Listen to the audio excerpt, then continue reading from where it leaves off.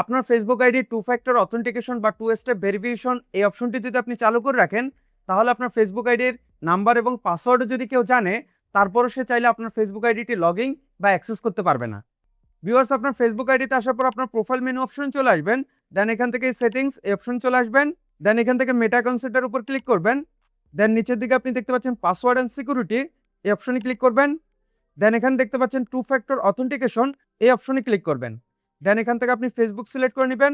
দেন next step এখানে আপনার Facebook ID password দিয়ে নিচে কন্টিনিউ অপশনে ক্লিক করবেন। দেন নেক্সট স্টেপ এখানে আপনাকে ভেরিফিকেশন কোড দিতে হবে। আপনার ফেসবুক আইডিটি যদি মোবাইল নাম্বার দিয়ে খোলা থাকে, তখন আপনার ওই মোবাইল নাম্বারে একটি ভেরিফিকেশন কোড পাঠাবে, ওই কোডটি আপনাকে এখানে দিয়ে দিতে হবে।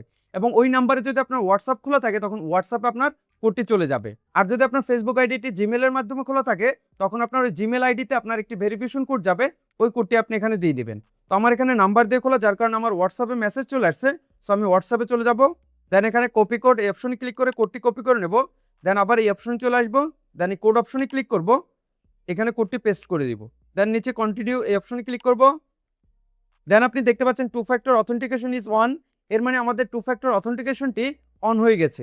এখন আমার এই ফেসবুক আইডিটি অন্য কোনো ডিভাইস যদি আমি লগ ইন করতে যাই, নাম্বার পাসওয়ার্ড দিয়ে লগ ইন অপশনে ক্লিক করার পর পরবর্তী স্টেপে আমার একটি ভেরিফিকেশন অপশন আসবে। ওখানে আপনার মূলত কোড দিতে হবে। একটু আগে আমরা যেরকম ভেরিফিকেশন কোড দিলাম, সেমভাবে আপনার ওই নাম্বারে একটি ভেরিফিকেশন কোড যাবে।